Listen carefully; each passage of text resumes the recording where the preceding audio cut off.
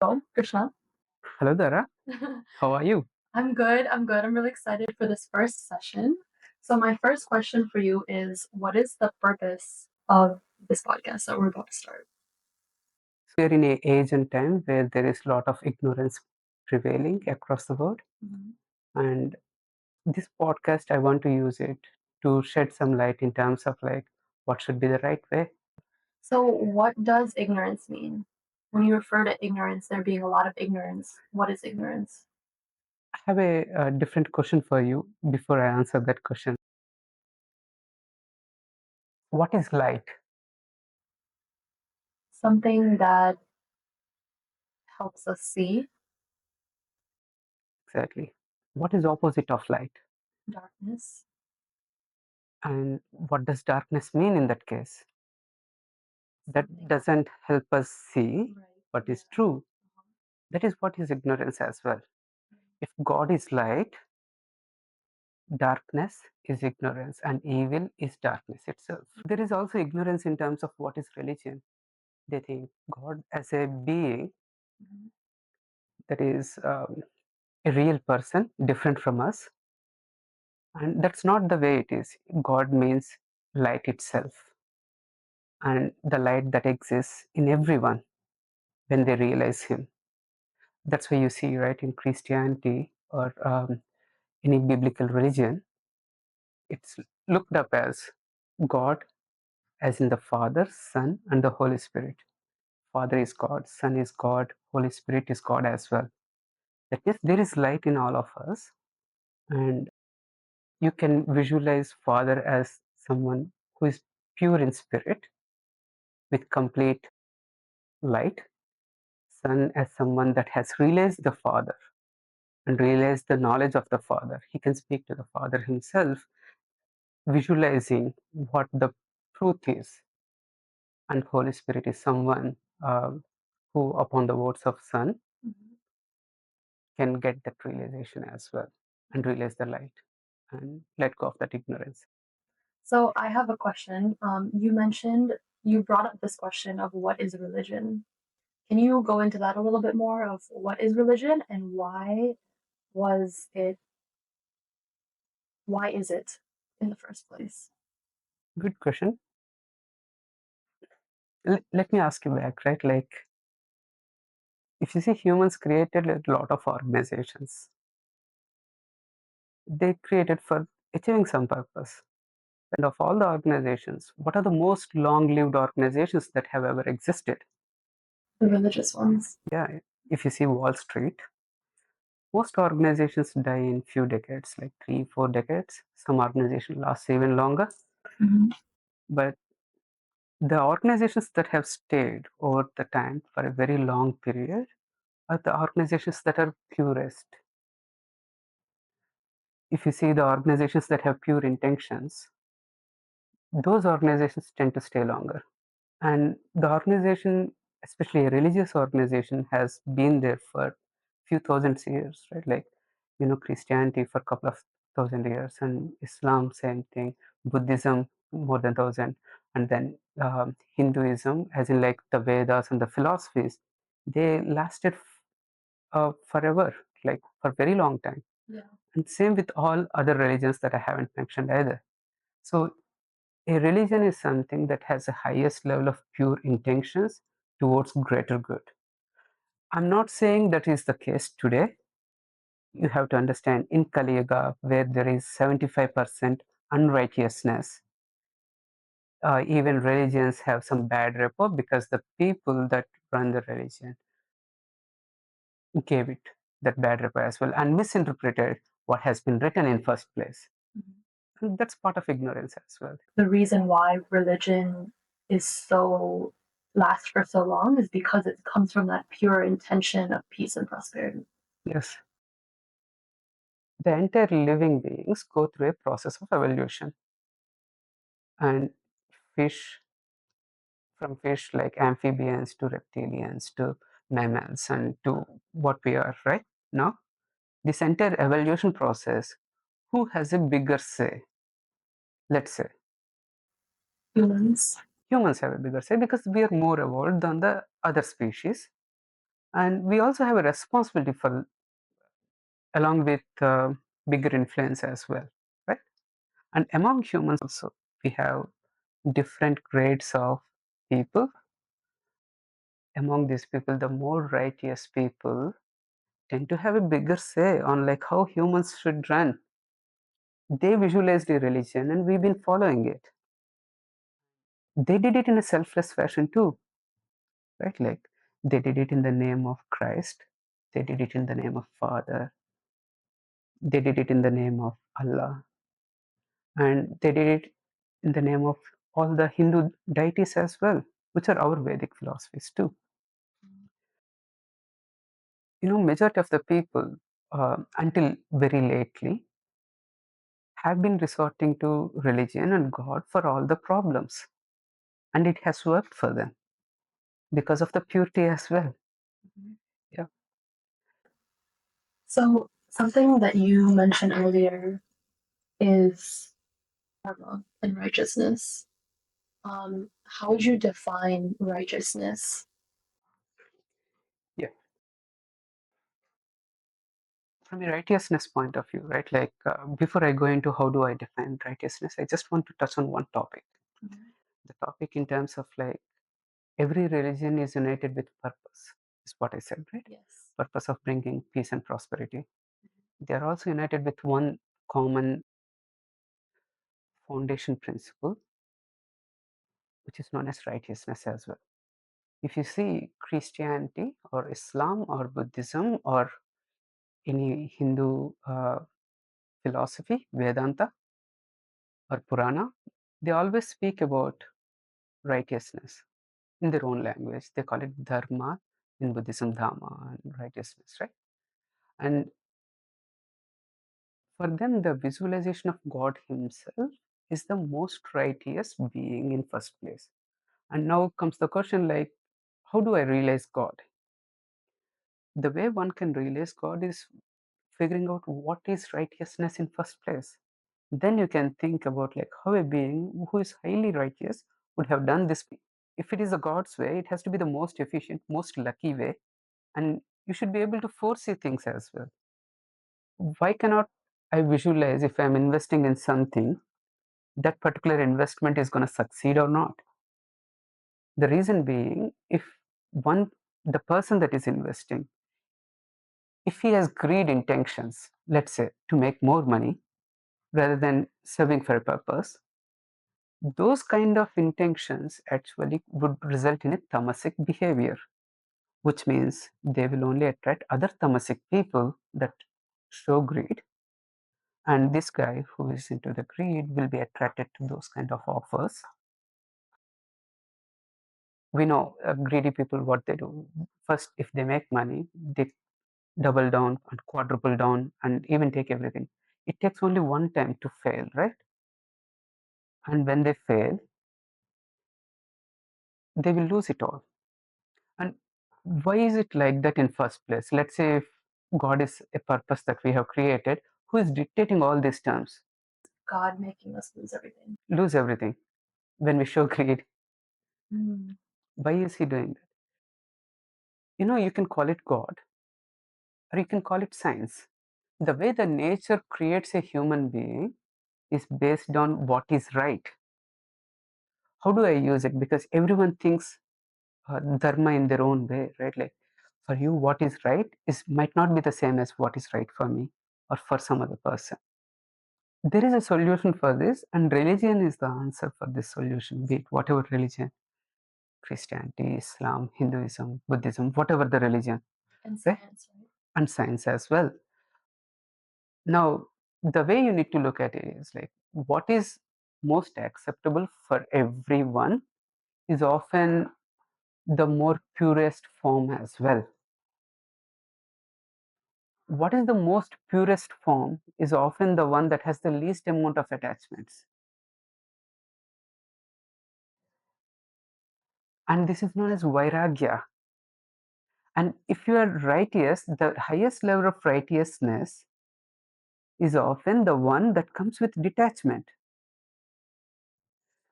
You know, the most best looking bodybuilder, is the one who is detached from food as well.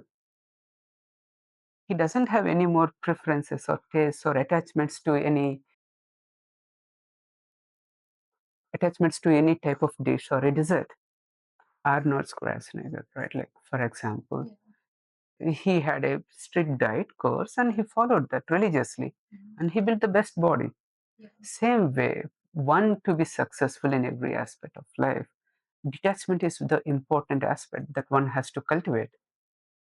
And this is what is explained in all religions, right? Detachment and being righteous. That is God the Father at its purest form, or Allah at its purest form. And Allah, not just detachment, Allah is also uh, is nirguna. Nirguna means the one who doesn't have any attributes, who doesn't have any form, and he is even mentioned as the most purest of form, which in our Upanishads is often referred as Brahman. And there are many descriptions. And if you see Buddhism, right, like the way of realization is exactly the same thing. Being righteous, Dhammapada, following the path of Dharma in its purest form. What Buddha has prescribed too, right? And if you look at science, the biggest level of science is often related to astrophysics and particle physics, understanding who created us. This is what everyone is looking for, right? It means like they're also looking for God. They're not calling it God. They're looking for the creator himself. We have to define what is luck. It means different things for different people. For someone, it might be winning a lottery. For someone like me, it's like being in a path of most efficient path, right? Like, trust me, there is nothing in this world that gives you superpowers. Everything has to be worked through willpower. There is no superstitious powers, even in the frame of God. And if you see the way humans are today, right? Like, we evolved from unicellular organism to a multicellular organism, then we swam a little bit in the sea as fish, and we had to let go of our attachment on the water and crawl out with willpower. And it took multiple years or multiple generations as well to be able to crawl out of it and develop these limbs, right? And then we became an amphibian, and we were in a shell. We were afraid, and we had to let go of that shell too, the fear, detachment again. And then we became mammal, and we had to hold the eggs inside, then keeping it outside. We have to harness our willpower towards creating a better being, right? Like better reproduction. Mm-hmm. And then we had to let go of our territorialism, like grabbing onto the land. And then that's how we evolved. And these are the avatars of Sri Mahavishnu that you often see, like Matsya avatar, Kurma avatar, all the avatars, right? Yeah. And they explain our path towards detachment. Now, when it comes to the righteousness, why it is important and how one can be lucky, to your original question, right? Like, a person who thinks about righteousness and sees everything in that frame often is on a righteous path. His learning accelerates at a very fast path. One who is looking for understanding the stock market, his way of thinking about the market changes, and he understands uh, why a company is becoming successful or dying in its original mindset, and he knows what factors make an organization more successful. Warren Buffett is a good example. He made very good riches on those lines. And there are many people that have mastered this trait in understanding what is right. They've been using it for greater good, as well as for some of them are using for their own selfish purposes as well. We all know that. So being righteous essentially makes you lucky by giving you the right path. But without willpower, you're not going to achieve anything. One has to show willpower along with being righteousness with the highest level of detachment to achieve the success in life. And this is true for organizations as well, not just humans. If an organization treats its employees right, employees will be obsessed towards even delivering more customer value.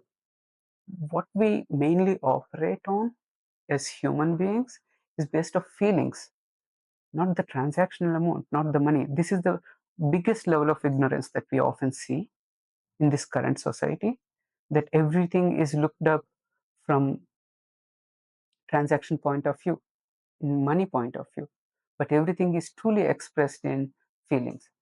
When we use that logic, we can analyze why things are happening a certain way. One thing I just mentioned a little back, right? Like majority of the organizations in Wall Street or any stock market, they don't last for 3 or 4 decades.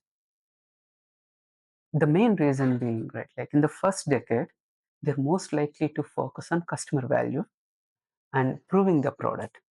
And they often do a very good job at that, right? Like, and the most successful companies that we have seen, every company has to start by delivering value only.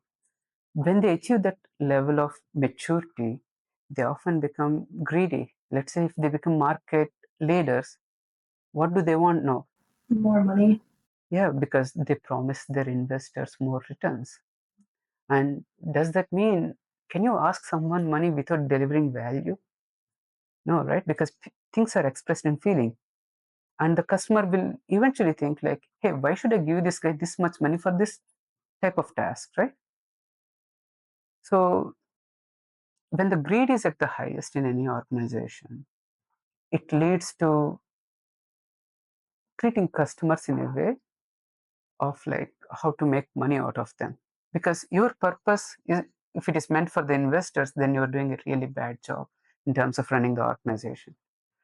Organizations become inefficient, they don't deliver customer value, and they don't treat employees right as well in the name of saving money. And what they're doing is they're essentially building an inefficient organization. Employees reciprocate by not performing well, and they have to hire more people. Organizations become obese, and a competitor can come in, deliver the same value more efficiently, and take it out. That's what we have been seeing in the industry, right? Like, so being righteous is also very important for survival of an organization. So I want to go back to the basics and just make sure that we all understand what righteousness is and what how you know what is right and wrong. So you mentioned that the way you know is by looking at the highest form of purity. And you define purity as what has the least amount of attachments. Mhm. So can you also say that that is the most selfless act? So when you don't have attachments, you are more selfless. Yeah. So does that mean that the most righteous or the most right action in any case is the most selfless action? So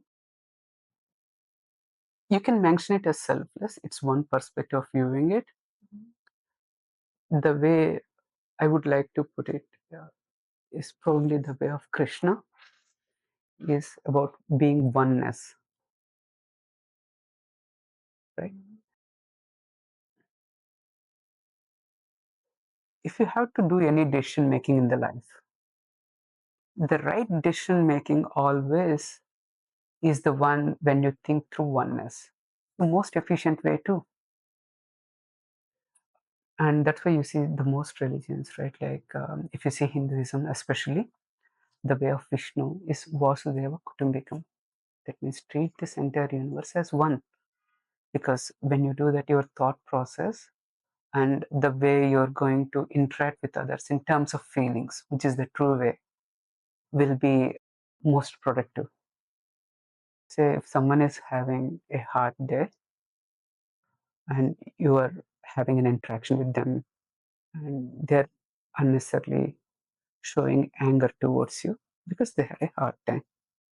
And how should your response should be in the most ideal way, right? Like if you think yourself as a separate being, you might get thrown into anger as well. You might say that, why are you angry with me? I also had my tough day. Right? You might say that. Mhm. But if you feel the oneness generally, and if you say, hey, if I'm the same person, how would I treat, and probably what kind of problems I have went through, right? You will be very compassionate with the other person, and that will make them realize, calm down, and get back to norm as well.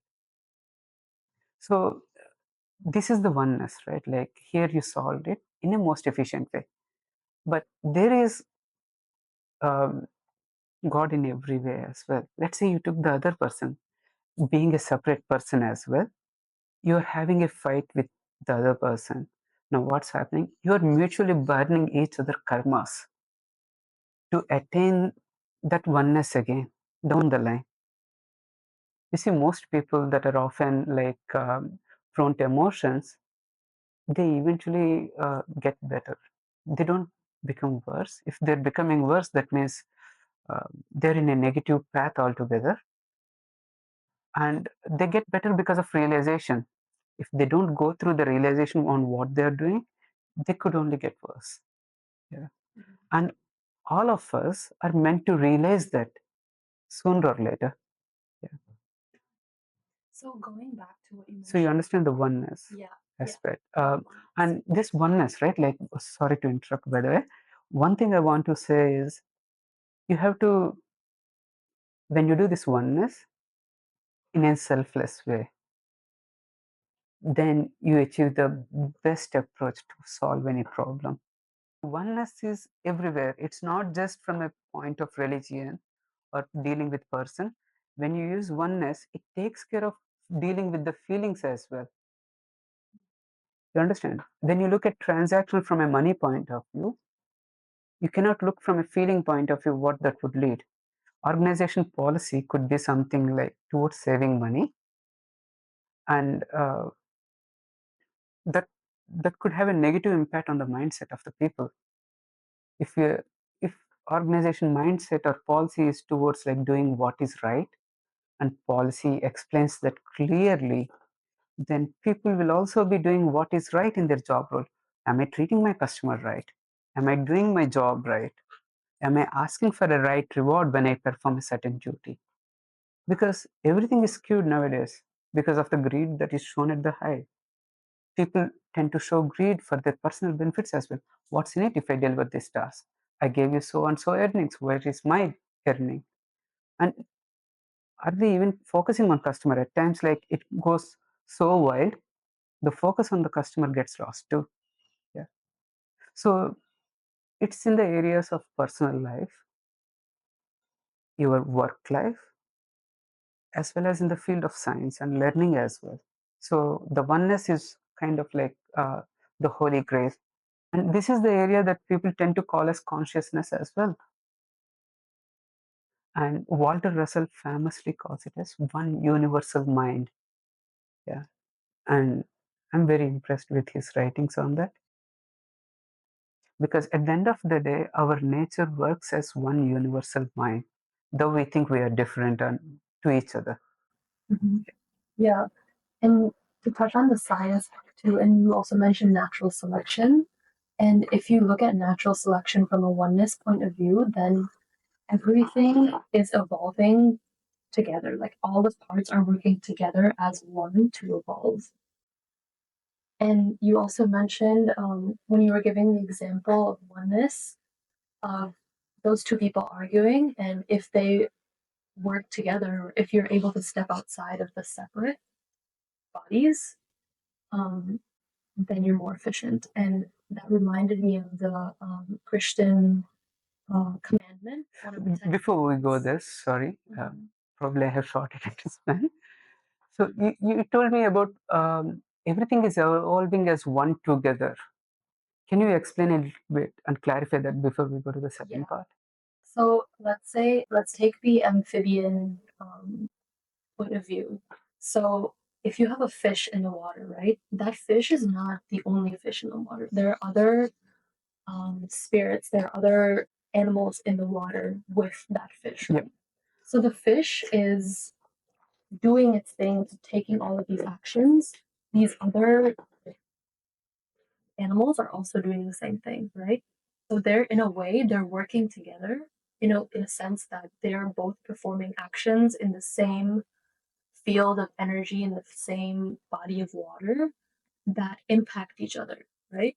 So they're both impacting each other, which then causes the fish to evolve. It causes the other animal to evolve in a different way, which then creates all of these different types of animals that are all Yep. evolving together. Yep. So that's what I was trying to say. I want to just add a little bit of dimension to that. Mhm. If you look at our evolution, right, like being righteous with high level of willpower, right, is what we need. And this is the holy grail in terms of evolution as well. This is how the evolution started. Imagine when we are a unicellular organism, we wanted to split into two cells so that I can live even longer, even if something happens to this particular. That's how our reproduction started in first place. And then our unicellular organism said, like, no, let me group with my own cells, divide into different forms. Let me be together with the other cells together, and each cell does a certain function, become multicellular organism. And from there, the same you or me or the oneness that we call about, it felt like, okay, something else is eating me, I don't know. But let me focus and see if I can see the reflection of light coming from that person. And we focused on a couple of cells to focus on that reflection a lot. It became our eyes, right? And we wanted oxygen, and we squeezed that air hard, so we built our nose, our mouth, and everything in our body is just what we exercised in our early stages of life by constantly showing the willpower towards that, right? So we, in essence, are one being. And you see our terrestrial animals, mainly in the wild, who is the king? Lion. The lion. And why is he the king? If you have to ask the question, right, like let's look at nature in its originality. Why is he the king? Why not it's some other animal? Because a lion has a habit of eating food only when it needs. It doesn't want to kill for fun. It does what is right. It doesn't give in to greed. That's why God rewarded it with the biggest appearance, strongest appearance, and it walks also like that. It walks around animals, just like a free person, right? It is the most righteous. That's why you also see in Hinduism, right? Like Krishna or Vishnu, they're often referred to as lion as well, the form of lion, because of the most righteous. You can apply this type of principle in every aspect, including the marine animals, every aspect. Even in our humans, among our humans, the most righteous people often tend to be at the highest levels. If you see the politicians, the true politicians, right? The one who is more righteous, who does the right thing and treats everyone the right way, will be respected back by the people. That's why they became politicians. I know none of them are perfect in entirety, but that is something they also work towards. Yeah. So this is what I want to add. You've mentioned you've mentioned I have two questions. So the first one is Mhm. that we've been talking about oneness and how God is the purest form and he is present in everyone and everything. But a lot of people in Christianity and Islam, they they feel that God is separate from them, and because He is righteous and because He is so pure, that humans cannot be of God, and He created humans in a flawed way. Like humans are flawed. Period. Yeah. How would you explain that? Or how would you help them understand this viewpoint? One thing I want to tell, right? Like, I don't want to call out like one religion is better or other religion or bad or other religion. But if we look at our religion system as a whole, it has been evolving too, and it is becoming better and better over the generations. Like religion as a whole is Religion is as a whole, and there are different perspectives that different religions have. Now, if you look at religions, they also go to natural law of survival. Whatever religion appeals to the most people will survive and will evolve from there. From that perspective, right? Like, let's give it its due merit. I like Islam for first reason. It incorporates godliness in day-to-day life, and the discipline that it adopts is next to none. And in this age and time, it is missing in majority of the religions, right? But when it comes to treating God as the purest versus humans as sinned, uh, you remember we just discussed that we are created as right beings, righteous beings. There is also one limitation that we are created. Every animal is created, by the way, and we need to evolve beyond that limitation. Limitation is we cannot think beyond what we think is us or me. I cannot think beyond what I am. And if you have told the fish that in few million years you're going to look like this, the fish would have been like thinking you're crazy. How can something look like that? It has nothing to do with me, right? Now, if you're limiting yourself in terms of thinking, I am this body, I am this person, I am limited to this, how can you evolve in first place? So the concept of oneness that Krishna preaches, he exists in everything, every being. If you feel like that, you can also think from that perspective, and you can also think at a broader level. You can even think beyond time.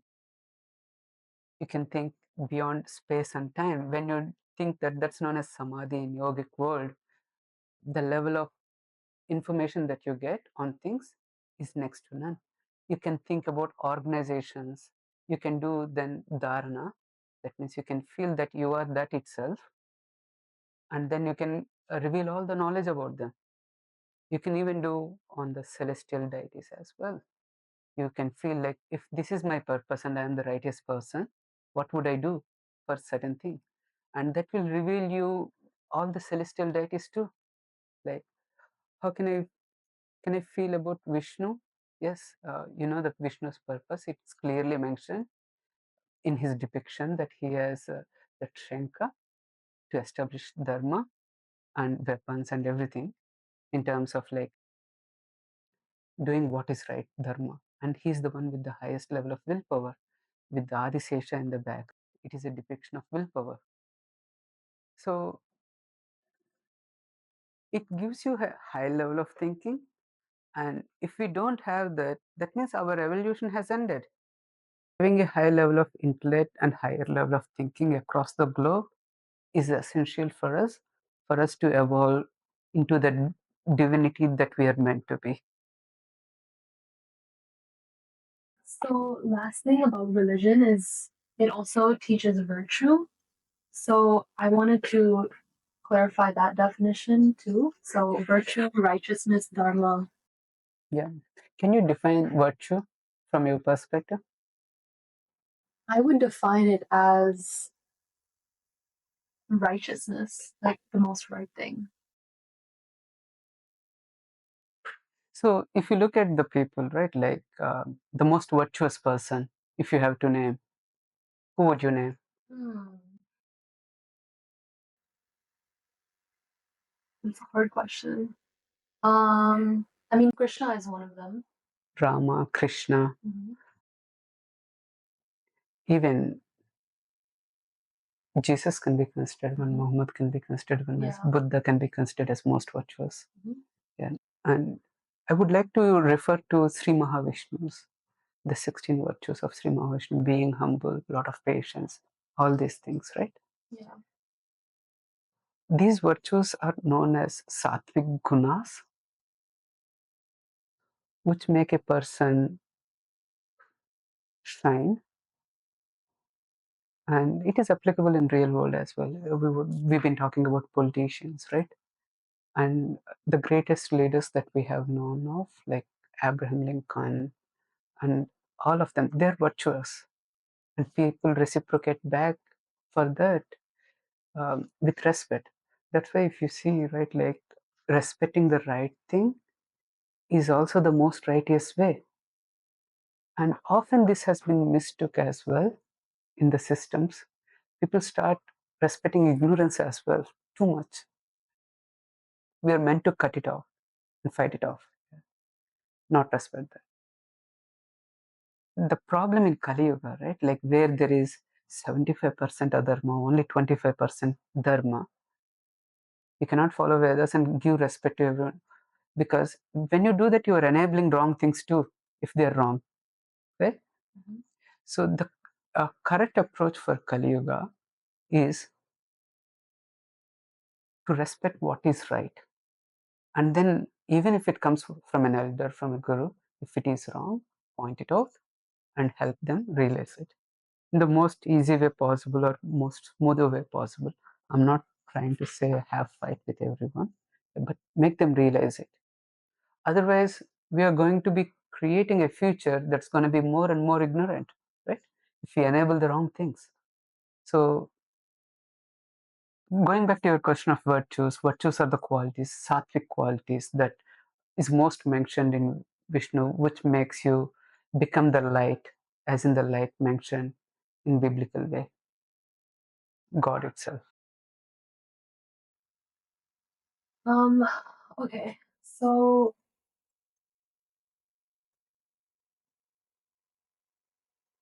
virtue is qualities. Righteousness is what brings about virtue. Or you use virtue.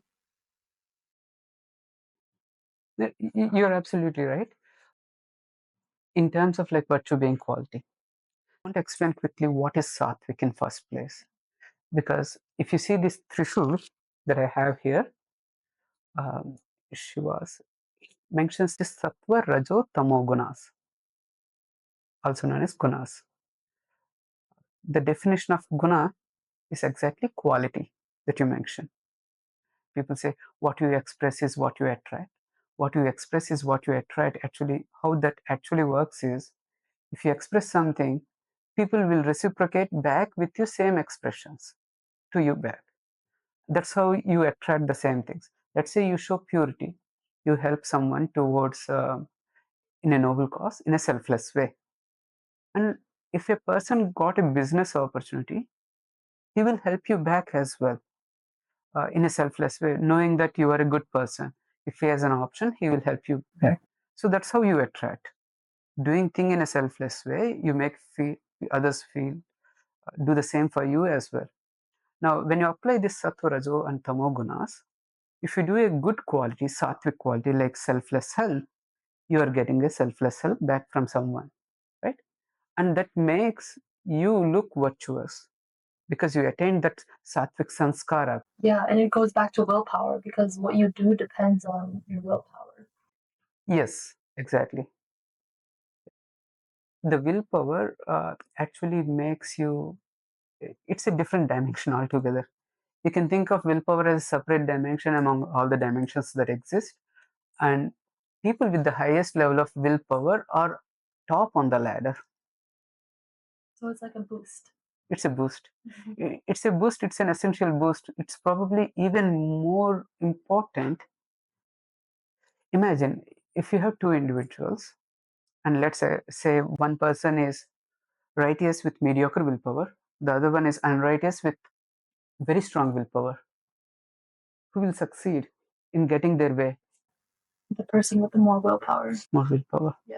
Right? So the willpower is very, very essential. Otherwise,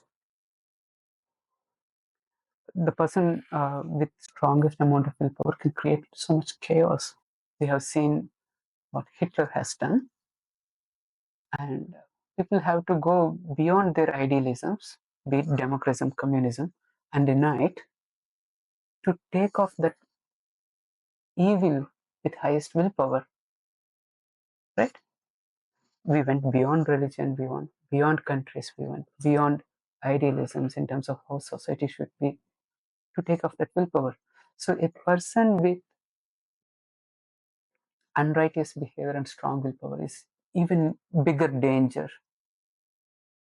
So cultivating willpower is essential. So Krishna, that's why prescribes Karma Yogi, do your work with divinity with highest amount of willpower.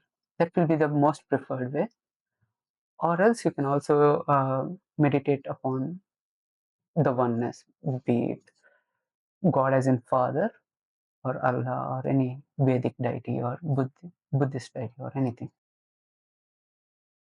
So the other thing that I want to clarify is you keep referring to Kali Yoga and the Sattvic period and the 25% and 75%. I want to clarify that system. So if you could break down that whole cycle. Yeah.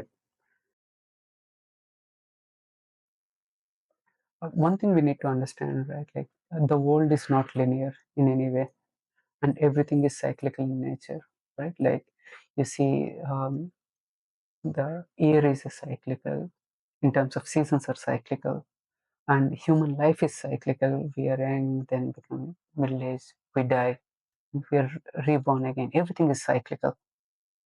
Now, this topic, this concept is even applicable at the highest level of age as well. The age is often cyclical too. So you can use the same Trishul to analyze this concept as well. Being righteous is like walking on the edge of a blade, very sharp. If you go sattva, guna, like being very, very good, it has a negative impact as well. If you go tamo guna, of course, you know, there is an imminent death of that particular spirit as well. Now, walking right on the balance is very important. I'm not suggesting to anyone that don't be a sattvic person. Be a sattvic person, do the right thing, but don't let it get under your skin and become your ego. Because the one who does the right thing always also has a level of ego. And that will be the end of that person. That is a tamasic quality that one attains. And through that, that even that sattvic person has to phase off the map, right? So if you see Indian system, right, like there is a beautiful varnashram that has been created in Vedas, and the Brahmins are the highest level in terms of like one who is connected with Brahman, also known as Allah or God, whatever we want to call, and they can do prayers on behalf of people, and they're meant to preach what is right to everyone. It also gives you a level of feeling that I'm right than the other person. And if it is unchecked, right, it spirals up and becomes ahankara. And they tend to treat the other people very lowly. And it has happened that we have seen, right? Like, if you see Brahmins back then treated Chandalas in a bad way. And for such reason, right, like Brahmins are paying the dues today. They're in open category in India, especially. They have to work really hard for everything now. And on the other hand, SCs, STs, scheduled caste and scheduled tribes have bigger reservations. Things are easy for them if they show the willpower. So karma always pays back. If there is a bad karma that has been done in the past, in this life or next life, you will be paying it back. And it is applicable not just at an individual level, it is applicable at a caste level, religion level. That's why I like Jesus a lot, because he created a system which helps deal with karma in a better way. When someone forgives you, your karma will be cleared up, right? Like if you ask for someone forgival and if you forgive yourself as well. If you don't forgive yourself, it's not going to work. So when both of those things happen, the karmas clean up. So in this age and time where the dharma is at its lowest, Jesus' way of forgiving is very essential, and it has been the main reason for the rise of Western countries as well. Having that as part of their religious doctrine helped them a lot. So, what is karma? Good point. Karma, if you have to keep it simple, can call it as any act is known as karma. And now the question comes, what is good karma? What is bad karma? Right? So any act done in the sattvic way is good karma. Any act done in a tamasic way is bad karma. Any act which is done in a rajo way for the sake of act is regular karma. There is no good or bad. So, any act that is done for the sake of the act. So, if you're doing something, So I'll give you an example. yeah, You have an organization. Of course you do, right? Like you have a startup, want to create. And in the name of the organization, an employee deserves a certain raise that you promised, let's say. And you gave that raise just by that number that is set as an expectation. This is what I call it like you are being dharmic there. You are neither sattvic nor tamasic because it's done as per the as per the expectation. expectations with the right dharma. And that's the right thing to do. If you go sattvic and you over appreciate that person and give them a little bit more, then they will reciprocate back with the similar behavior. They will put even more effort for the work they are doing, and they probably will expect you to give more in the future as well. If you don't set the expectation right? If you don't do that, if you do tamasic behavior, and if you don't give them the rise, then they tend to not perform anymore, right? And which will result in inefficiency for the organization and can have a negative impact. So this is how you look at it as from a karma point of view. Your act in terms of like uh, treating the other person will define whether it's going to be a good karma or bad karma or regular karma. So, in this example of giving this person a raise, this really only works if there's trust, right? So, in this scenario, I am giving this person more than they expected or more than the expectation was because I trust that they will continue to overperform, right? But that trust is key because if I don't trust them, then then I won't give them a raise, right? In the future. And maybe if I don't trust them, then I will only give them the raise that we agreed upon, nothing more. And if they don't trust me, then why would they continue to work harder? Mm. So when you understand the concept of karma and sattva, raja, tamo gunas, right? You will also understand like you will be able to control the situation as well. Like if you understand the sattva, raja, tamo gunas. So trust is a sattvic quality again. When you express trust, it is reciprocated back. And what do you want for your organization? Do you want them to reciprocate back with trust or not trust? So it's easy, it's a simple thing. You have to start with trust. That's why if you see a high trust culture, it's most innovative culture. And oftentimes, right, like if you trust someone that is really bad, or most of the people nowadays, you might not get the result that you're expecting because we are majority adharma, right? So trusting the right person is also very important. And one has to be righteously selecting whom they are trusting as well. And a good conversation and setting up right in terms of expectation that we trust these are the policies of my company, or this is the way I'm going to behave, will help as well. Yeah. So to your point, right, like having the trust is very, very important aspect. Yeah. And you can actually create an entire spirit.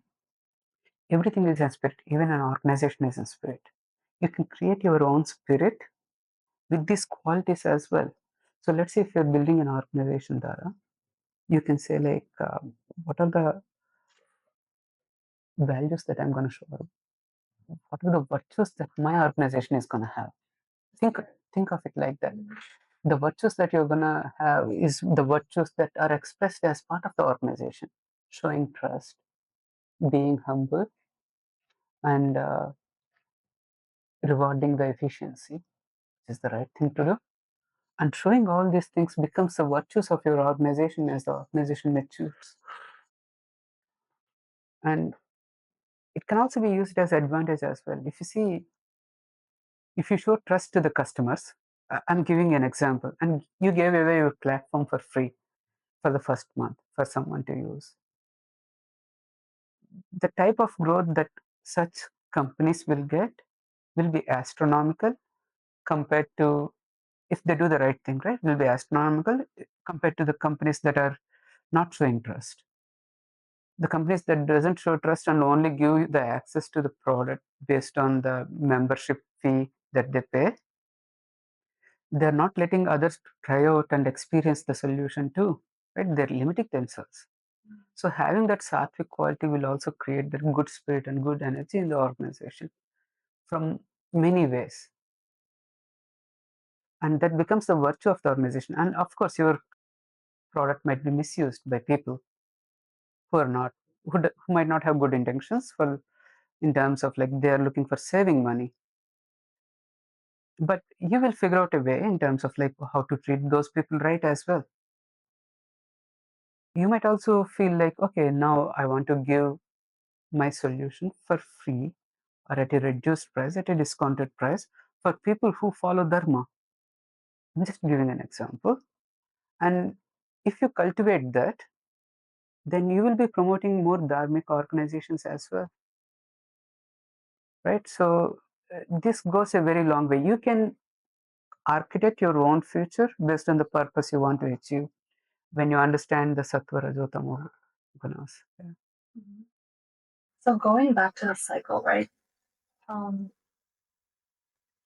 can you quickly talk about the cycle of going from Satya Yoga to Kali Yoga, and the percentages and why those percentages specifically exist? So when it comes to the Satyuga, right, like in Satyuga, it's 100% truth. There is no level of ignorance. No, we have to even define truth. Truth is a relative factor nowadays, right? Truth is something, if there exists the most efficient way of doing anything in life, that has to be the truth, because that is where God resides as per religion.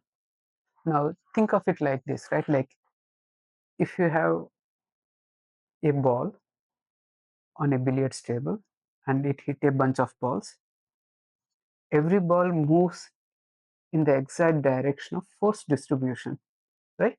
Not in a random way. The problem with humans, by the way, is like they cannot do that. For them, if a manager has to give some promotion to a couple of people, they often don't follow what is right. Maybe they deviate from what is right and indulge in an activity of bad behavior that results in inefficiency for that particular organization, for that particular team, right? In the age of Satyuga, there always used to be 100% truth in terms of doing everything right way, living everything in the right manner. And it has deteriorated over age as people gave into more and more comforts. Comfort is a tamoguna, excessive comfort, right? The right amount of comfort is needed, but excessive comfort is a tamoguna. And because the reason, the quality of righteousness has deteriorated, because If you ask majority of the people nowadays, what would they need? If you ask majority of the people, like, hey, what is your purpose? What do you want? They would probably say money. Money, because money will get them comforts, all the comfort. Because we are in a society where comforts are at its highest already compared to our past, and that has become the standard and north star. When that is the case, evolution stops because it's tamoguna. It has to be purpose. I want to evolve and become a better person. If you do that, and if you make sure the other generations do it, humanity will evolve as a whole. If you give into comforts, right, like it creates overall negative problems as well. If Satyuga is 100% Dharma, during Treta Yuga, it's 75% Dharma. And then the Dwapara Yuga, 50% Dharma, and Kali Yuga, 25% Dharma. And again, from Kali Yuga, the switch goes back to Satya Yuga again. 25 to 100% Dharma in very short time. Why does it happen like so quickly? Do you know? So, what I'm thinking is at some point, although there might be really high comforts, the I don't know how to describe it. The real comfort, the pure comfort, that's not there. And so I think at some point people start to realize that, and then the shift happens. Yeah. The other thing that you briefly mentioned is that it is rebirth. Um, can you explain rebirth? Yeah. There is often a misconception that our life is limited and this is the phase of life. I can call it a misconception or probably a right conception for that type of person as well. Mhm. A person who thinks that he himself is this body alone is limited as well in terms of thinking that this is the life he's going to have. But the reality, the way I have observed, again, this is personal observation, right? If you want me to prove rebirth, it's going to be a very hard thing. We are the oneness itself, we are the God itself. That means whatever we wish has to come to true.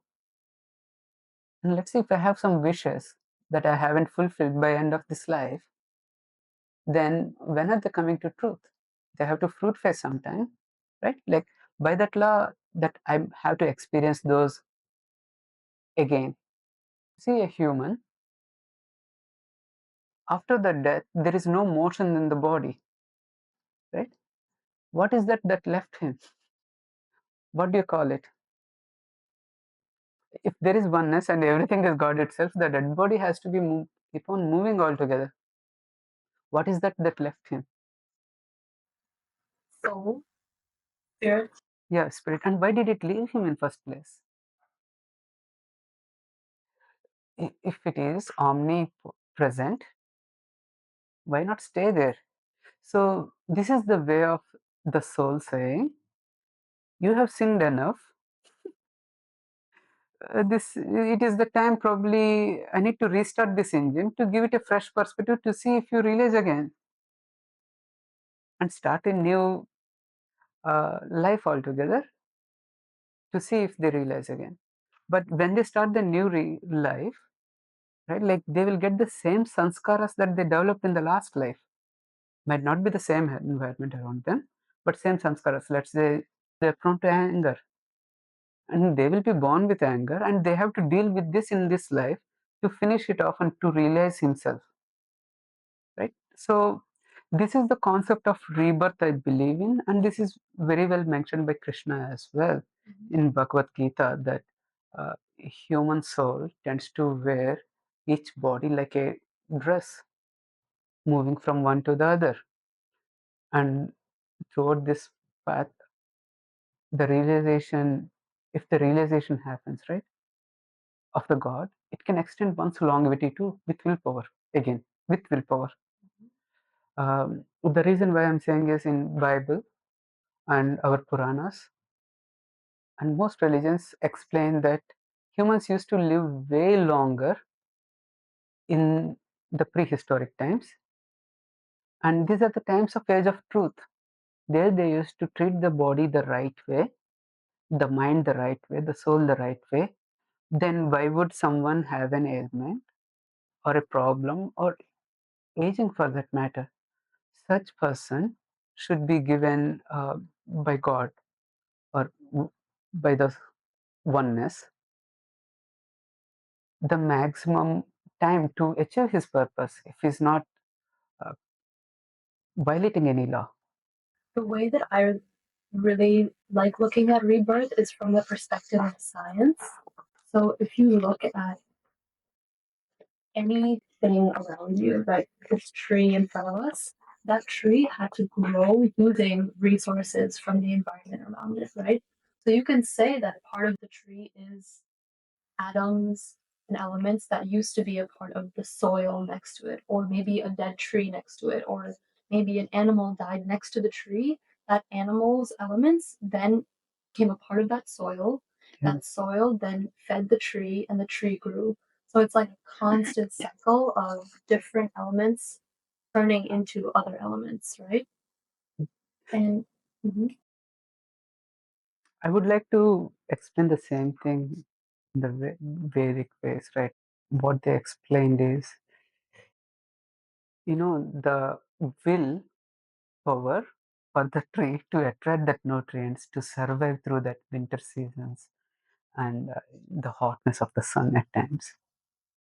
The willpower is often tied to the soul attached consciousness, right? Now, consciousness is known as Purusha. The nature is known as Prakriti. And they say like God is nothing but the interplay between Purusha and Prakriti. Purusha manifesting in Prakriti. It's also expressed as Shiva and Shakti. Shiva is the consciousness, Shakti is the energy, everything around the sea. And earth is a form of energy, air, water, all of them are energy. A different way of putting what you have said.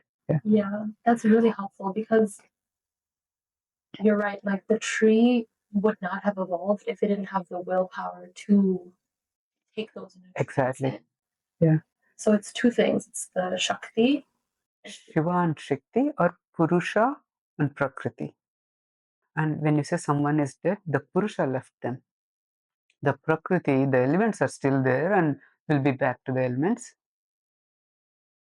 Okay, great. That was good. I think that's a good place to end for us. We've covered a lot of things. We covered what Dharma is, we covered what karma is, we covered what all of the different religions think of as righteousness, how to live righteously.